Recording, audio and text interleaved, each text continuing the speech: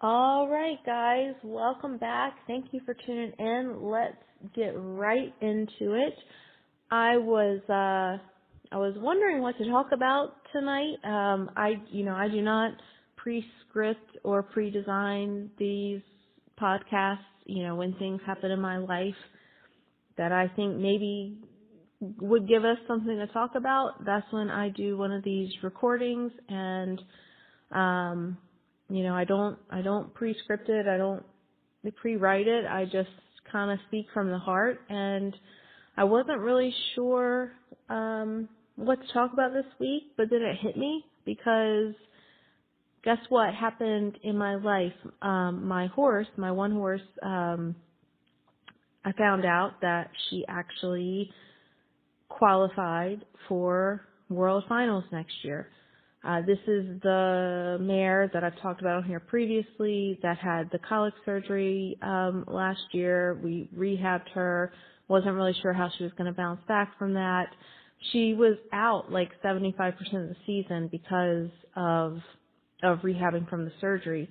So I didn't even get her back to running until, the last probably, quarter of the season. But she just did so amazing every time I took her out that she actually got enough points, is how they do their system. She got enough points with how she performed that even with only being out there 25% of the season, she qualified for World Finals next year. And I mean, I'm just over the moon about it because I didn't know if she was gonna, I didn't know if she was gonna bounce back at all after she got sick last year, and surely didn't know what that was gonna look like if she did. And the fact that she's just done so amazing is, I mean, it just fills my heart with so much happiness, and she loves it. That's the thing. This horse, she loves her job. She loves what she does. And that was the biggest concern for me. I was like, look, if I can't have her back, I'm going to learn, I'm going to cope with it and I'm going to deal with it. But like, this horse loves her job. Like, I don't want to take that from her. So I'm just so happy she's back at it, and I'm just so thrilled that she has just done so amazing, and I cannot believe that she, in the little time she had this season, that she managed to qualify us for World Finals. So I'm over the moon about that. The thing I wanted to, talk about on this today is the fact that, obviously I'm happy she qualified us for World Finals. That's amazing. But, don't forget that, I guess the point in talking about this tonight is just to have an awareness and to send an awareness message to all of you out there. Don't forget or lose awareness of the things that you might have in your life that you wanted so much and clawed for so hard at one point, and now you have them. And like, don't take that for granted, and remember to stay humble, and remember to be, just so filled with appreciation and joy because of that. So I'm thinking about that because, like I said, she qualified for World Finals again for the upcoming year. And that's amazing, and I'm so excited about it. But there was a time, 4-ish years ago, there was a time where that was my big goal for the year. My big goal was, I want to get to World Finals. I want to qualify for World Finals. Like, that was it. Like, that's everything that I was working for. And she did it. She's done it 3 times now. And like, I look back on my life and I'm like, wow, the thing I wanted so bad and the thing that I thought it was so hard to obtain and the thing that I worked so hard for, I've now not only accomplished once, I've accomplished it 3 times. And when I look at the barrel racing in general, there was a time where I would go to these barrel races and I would just, it was all I wanted. I would have given anything just to be, anywhere near what we call the 4D placing. So barrel racing is a divisional thing. There's some ebbs and flows about it, but essentially, the first 1D is the fastest, 3D is 1 second off of the fastest, and 4D is 2 seconds off of the fastest. Just kind of common, just on average. I mean, there's different variations, but just on average to give you a sense. So there was a time where I would go to a barrel race, and I just wanted to be anywhere near what we call the 4D, which is 2 seconds off of the fastest horse for the race overall. And I mean, I would have given anything. Like I felt at that time of my life that I'm not even talking about placing in the 4D. I'm talking about just being kind of in the realm of the 4D time. Like there was a point in my life where that just seemed so hard to achieve and so unattainable and so far away from where we were. Like I just didn't know if it would ever happen, and I would have given so much just to make it happen. And now, fast forward through the tears and the failures and the triumphs and all the things. Like fast forward to now, I have a horse that is fresh out of rehab for colic surgery, like landing, faster than the 3D. So within a second of the fastest horse at the show. And a second, I know a second doesn't sound like a long time, but in barrel racing world, a second is forever, like a second is a really big deal. So like the fact that we are where we're at and she's qualifying for world finals consistently, like with not even being around, not even competing the whole season, just like take her out there for 4 shows and voila, like kills it, qualifies for world finals because she's like one of the fastest horses out there. I mean, I'm just like, what world am I living in? Like, I have to pause.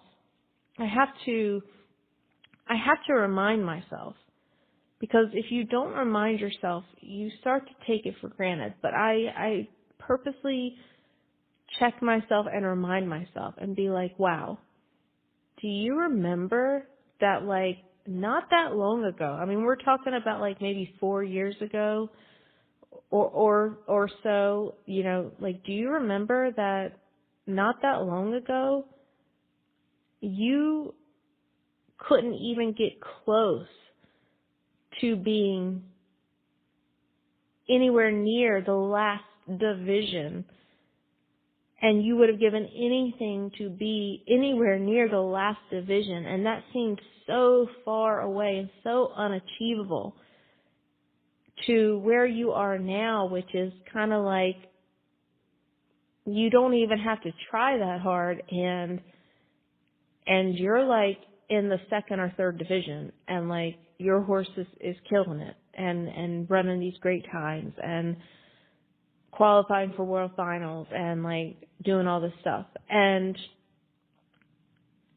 that's when I wanted to have a little bit of an awareness talk about tonight, because to me, looking back on the last, 4 or 5 years of my life, when it comes to the horses, when it comes to barrel racing, I mean, this is something I always wanted to do, right? Like, This is something that was a childhood dream that honestly got pushed to the back burner because I made the logical and conscious decision to say, okay, you know, what I need to do is go to college, focus on my career, get a good paying job so that, you know, I have financial security and then I can get back into horses, right? So like I made that decision to do that, and then I did get back into the horses at kind of a later age and, you know, late to the game, as you would say, and, you know, trained my horses myself.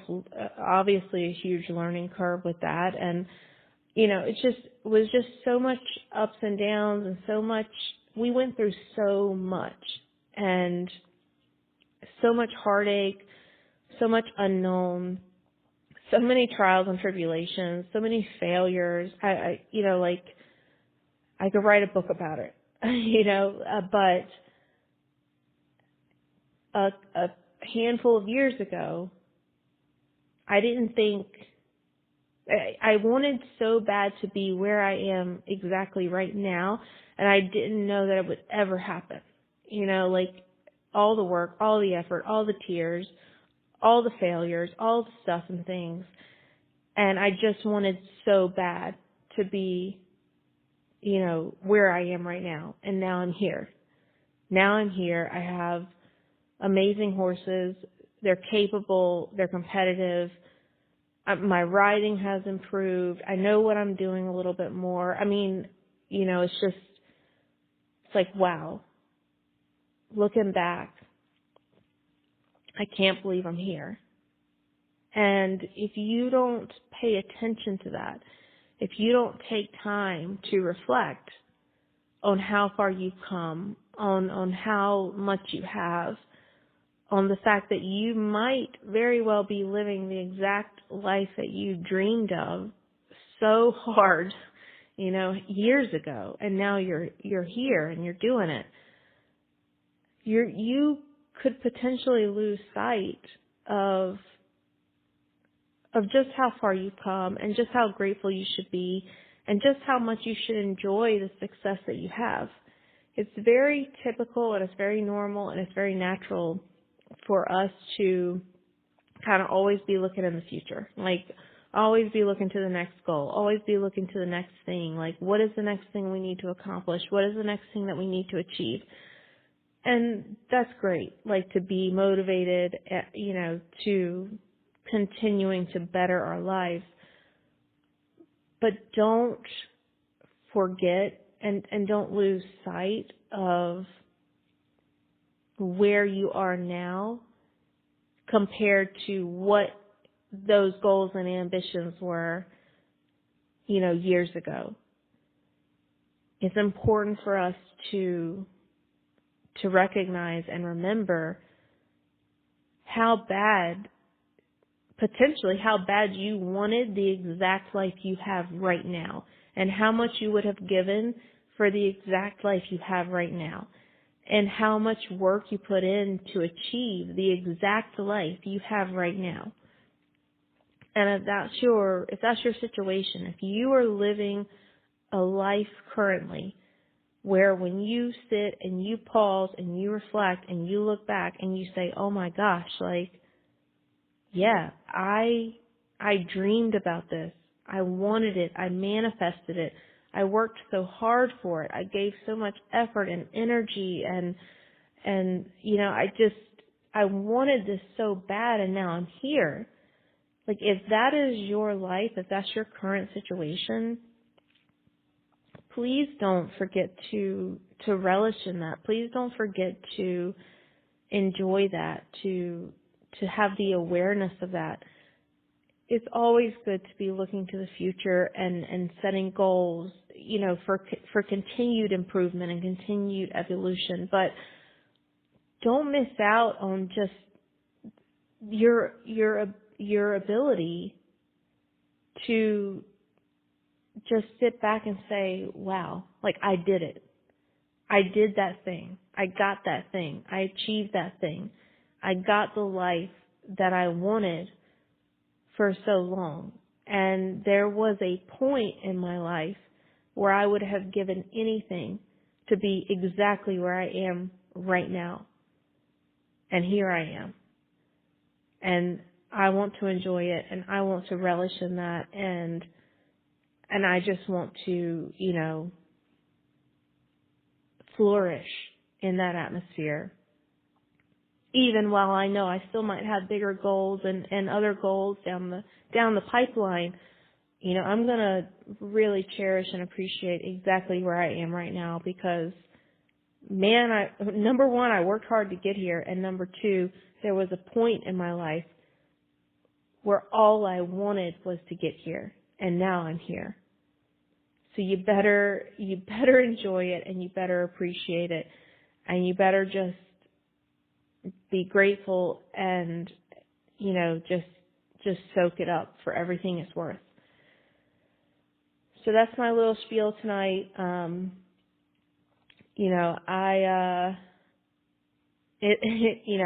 gonna enjoy everything my horses give me. It's never gonna be it's never the same as the first time. Like qualifying for World Finals now is never gonna be the same as the first time, because the first time you thought it was unachievable, and then you prove to yourself it's not. You can do it. So when you do it the next time, it's like, okay, I knew I could do this. So that's natural, and that's the way our minds work. But I will remind myself, and I will keep myself in check to be like, you know what? You better enjoy this, because you, at one point in your life, you would have given anything to be right where you are right now. So soak it up, enjoy it, be appreciative, be grateful, and you can do all those things, while still setting the next goal for yourself. All right, guys, I hope everyone has a great rest of your night and your week, and thanks for tuning in. Please share this podcast with anyone that you think might like to hear it, and I hope you guys all tune back in soon. All right, thanks. Have a great rest of your night. Bye.